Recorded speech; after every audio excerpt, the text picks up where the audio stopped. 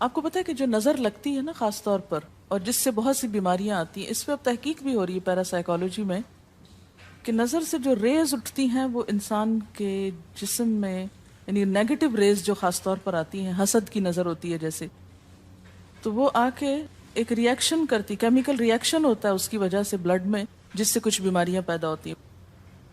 حدیث میں آپ کو سنا دیتی ہوں۔ حضرت ام سلمہ سے روایت ہے کہ آپ صلی اللہ علیہ وسلم نے ایک لڑکی کے چہرے پر کالے پیلے رنگ کا نشان دیکھا تو آپ نے فرمایا اسے نظر بد لگ گئی ہے، اس پر دم کرو۔ حضرت جابر کہتے ہیں کہ آپ صلی اللہ علیہ وسلم نے آل حزم کو سانپ کے ڈسنے کی وجہ سے دم کرنے کی رخصت دی، اور آپ نے اسما بنت امیس سے پوچھا کیا وجہ ہے کہ میرے بھتیجے کمزور ہیں، کیا فقر و فاقہ کا شکار ہیں، یعنی کھانے پینے کے باوجود یہ کیوں کمزور ہیں، کیا ان کو کچھ کھانے کو نہیں ملتا؟ انہوں نے کہا نہیں، بلکہ انہیں نظر بد بہت جلد لگ جاتی ہے، تو آپ نے فرمایا ان پر دم کیا کرو۔ یعنی جس بیماری کی سمجھ میں نہ آئے کہ کھائے پیے بھی انسان جوان بھی ہو لیکن اس کو صحت ہو ہی نہ، کوئی ظاہری سبب معلوم ہی نہ ہو، تو ایسے شخص پر دم کرنا چاہیے۔ حضرت عائشہ صدیقہ کہتی ہیں کہ رسول اللہ صلی اللہ علیہ وسلم نظر بد کی وجہ سے دم کرنے کا حکم دیتے تھے۔ حضرت انس کہتے ہیں کہ آپ صلی اللہ علیہ وسلم نے نظر بد اور بچھو وغیرہ کے ڈسنے سے اور پھوڑوں سے دم کرنے کی اجازت دی، یعنی پھوڑے وغیرہ جو ہوتے ہیں نا اس پر بھی دم کی اجازت دی، تو جسمانی بیماری ہے نا۔ اور نظر کے بارے میں تو یہ بھی کہا گیا ہے، حدیث میں آتا ہے کہ نظر بد کا لگنا حق ہے، انسان کو اونچے پہاڑ سے گرا سکتی، کیونکہ ہوتا کیا ہے کہ جب ایک خاص اینگل سے دیکھا جاتا ہے تو دوسرے انسان کے جسم میں جیسے لرزہ سا آ جاتا ہے نا، اور انسان ہل جاتا ہے۔ اس کی دلیل قرآن میں بھی ہے، ایک سورت کے آخر میں آتا ہے وَإِن يَكَادُ الَّذِينَ كَفَرُوا لَيُزْلِقُونَكَ بِأَبْصَارِهِمْ لَمَّا سَمِعُوا الذِّكْرَ، کہ قریب ہے کہ کچھ کافر آپ کو اپنی نگاہوں سے کیا کر دیں، پھسلا دیں جب یہ قرآن سنتے ہیں، یعنی وہ سننے نہیں آتے تھے، صرف آپ کو گھورتے رہتے تھے۔ اور کس لیے گھورتے رہتے تھے؟ تاکہ آپ بول نہ سکیں، آپ لرز جائیں، ڈگمگا جائیں، اپنا کام چھوڑ دیں، بری نیت سے آتے تھے۔ وَيَقُولُونَ إِنَّهُ لَمَجْنُونَ، کہتے ہیں کہ یہ تو مجنون ہو گیا۔ آپ صلی اللہ علیہ وسلم نے فرمایا نظر بد حق ہے، اگر تقدیر سے کوئی چیز سبقت لے جا سکتی ہوتی تو وہ نظر بد ہے۔ پتہ کیسے چلے؟ چل جاتا ہے، پتہ کیوں نہیں چلتا؟ مثلاً آپ کا بچہ ہنس رہا تھا، کھیل رہا تھا، دودھ پی رہا تھا، کہ اچانک کوئی شخص آیا اور جب وہ اٹھا تو بچے نے شور کرنا شروع کر دیا، اور پتہ چل جاتا ہے۔ بعض اوقات گھر ہی کے لوگوں کی لگ جاتی، بعض اوقات محبت سے بھی لگ جاتی، کہ بچہ کھیل رہا تھا، آپ دیکھتے کہ وہ گر پڑا، اچانک رونا دھونا شروع ہو گیا، سر پٹ گیا۔ حدیث میں آتا ہے نظر بد انسان کو موت تک اور اونٹ کو ہانڈی تک پہنچا دیتی ہے۔ اونٹ کو ہانڈی تک پہنچانے کا مطلب کیا ہے؟ ذبح کرنا پڑ جاتا ہے، تڑپنے لگتا ہے۔ آپ صلی اللہ علیہ وسلم نے فرمایا اللہ کی قضاء اور تقدیر کے بعد سب سے زیادہ نظر بد کی وجہ سے میری امت میں اموات ہوں گی۔ آپ صلی اللہ علیہ وسلم نے فرمایا نظر بد سے اللہ کی پناہ طلب کیا کرو، کیونکہ نظر بد کا لگنا حق ہے۔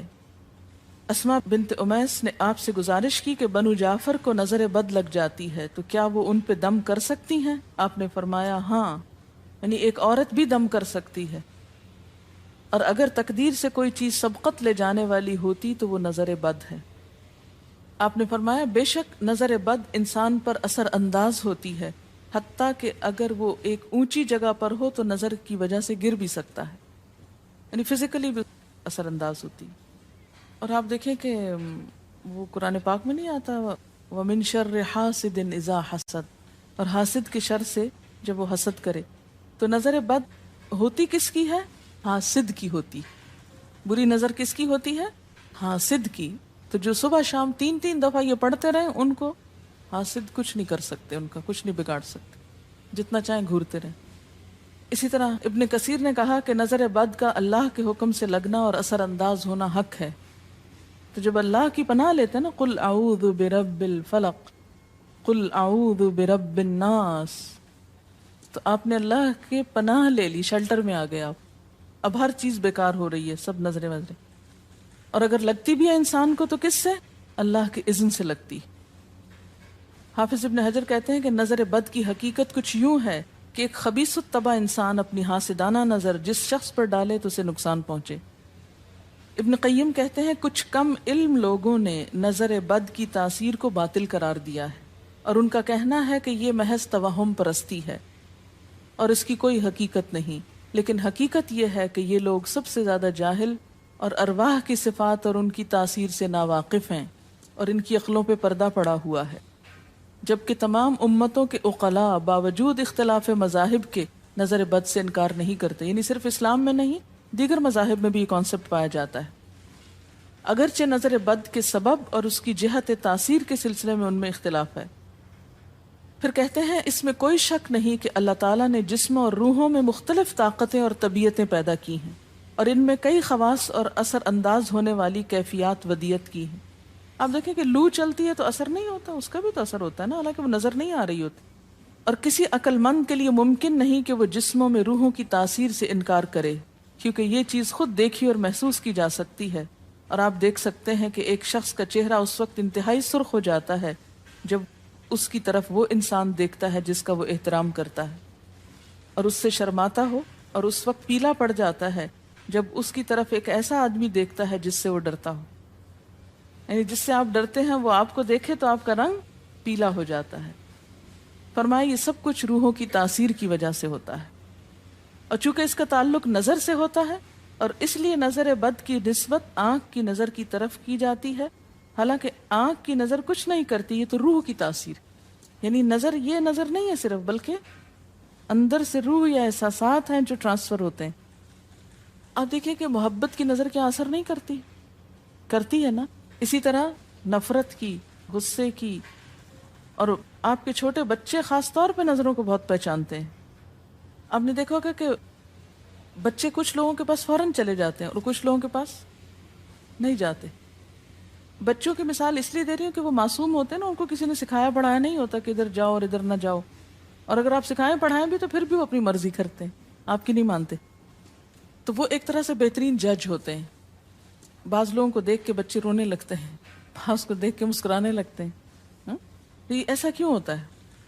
اچھا، اسی طرح اگر کوئی شخص کانسٹنٹلی آپ کو دیکھ رہا تو آپ کانشیس ہو جاتے ہیں، آپ ٹھہر نہیں سکتے۔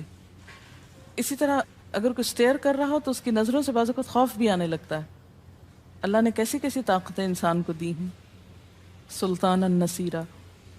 اچھا، پھر لکھتے ہیں کہ روحیں اپنی طبیعتوں، طاقتوں اور کیفیتوں اور اپنے خواص کے اعتبار سے مختلف ہوتی، سو حسد کرنے والے انسان کی روح واضح طور پر اس شخص کو اذیت پہنچاتی ہے جس سے حسد کیا جاتا ہے۔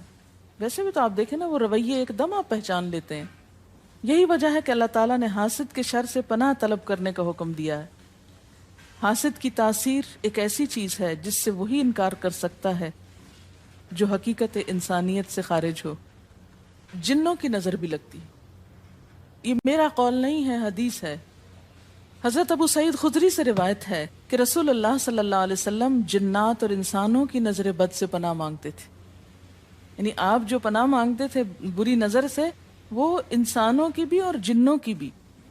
پھر جب معوذتین الفلق اور الناس نازل ہوئیں تو آپ انہی کو پڑھتے اور باقی دعائیں آپ نے چھوڑ دی تھی، یعنی قل اعوذ برب الفلق، قل اعوذ برب الناس، پھر سب چیزوں کے شر سے بچنے کے لیے کافی۔ یاد رکھیے بعض اوقات اپنی نظر بھی لگتی ہے، خود کو بھی نظر لگتی ہے۔ اسی طرح جب لباس اتارا جاتا ہے نہانے کے لیے مثلاً، تو اس وقت بھی دعا سکھائی گئی، بسم اللہ پڑھنی چاہیے، بیسیکلی بسم اللہ پڑھ کر اتارنے چاہیے، اور اس کے علاوہ اعوذ بکلمات اللہ التامات من شر ما خلق بھی پڑھ سکتے ہیں۔ آپ کو معلوم ہے کہ ٹوائلٹ میں جانے سے پہلے بھی دعا سکھائی گئی، کیونکہ جنات کے ٹھکانے گندی جگہوں پر ہوتے ہیں۔ اللہم انی اعوذ بک من الخبث والخبائث، خبیث جنوں اور خبیث جننیوں، خبائث سے تیری پناہ میں آتا ہوں۔ یہ دعا کیوں سکھائی گئی؟ اسی لیے کہ اگر آپ وہاں پر موجود ہیں، اور خصوصاً اگر آپ بے لباس ہیں، تو بھی ایسی چیزوں کی نظر بھی لگ سکتی ہے اور وہ چیزیں اثر انداز بھی ہو سکتی ہیں۔ اسی لیے بلا ضرورت تنہائی میں بھی بے لباس ہونے سے منع کیا گیا ہے۔ بعض لوگ کی عادت ہوتی ہے نا کہ وہ نہانے بیٹھتے ہیں تو وہی کپڑے دھونے شروع کر دیتے ہیں، اور نہیں، بس فوراً اپنے آپ کو ڈھانکنے کی کوشش کریں، بلا ضرورت زیادہ دیر بے لباس نہ رہے۔ ایک حدیث میں آتا ہے، ابو امامہ کہتے ہیں کہ میرے باپ سہل بن حنیف نے غسل کا ارادہ کیا، اور جب قمیص اتاری تو عامر بن ربیعہ ان کی طرف دیکھ رہے تھے۔ ان کا رنگ انتہائی سفید تھا اور جلد بہت خوبصورت تھی۔ عامر نے دیکھتے ہی کہا، میں نے آج تک اتنی خوبصورت جلد کسی کنواری لڑکی کی بھی نہیں دیکھی۔ ان کا یہ کہنا تھا کہ سہل کو شدید بخار شروع ہو گیا۔ چنانچہ نبی صلی اللہ علیہ وسلم کو یہ قصہ بتایا گیا، اور آپ سے یہ بھی کہا گیا کہ سہل کی حالت یہ ہے کہ وہ سر بھی نہیں اٹھا سکتا۔ آپ نے پوچھا، کیا تمہیں کسی پہ شک ہے؟ انہوں نے کہا، جی ہاں، عامر بن ربیعہ پہ ہو سکتا ہے۔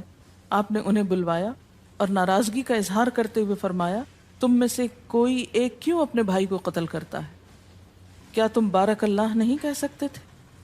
اس لیے اب غسل کرو، اور اس غسل کا پانی کس پہ ڈالا جائے؟ جس کو نظر لگی۔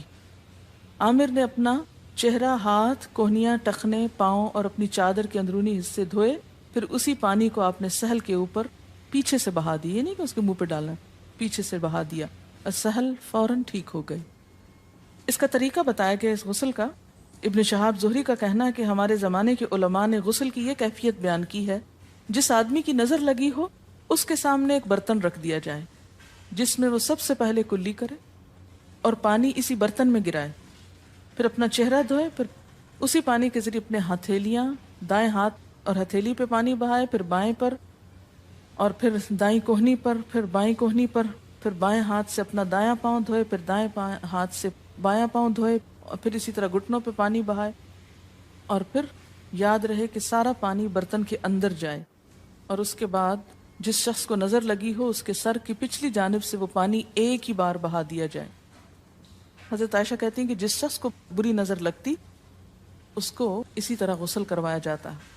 اب بعض اوقات یہ نہیں پتہ چلتا کس کی لگی، ایسی صورت میں پھر طریقہ کیا ہے علاج کا؟ مریض کے سر پہ ہاتھ رکھ کر یہ دعا پڑھی جائے، بسم اللہ ارقیک من کل داء یؤذیک من کل نفس او عین حاسد اللہ یشفیک بسم اللہ ارقیک۔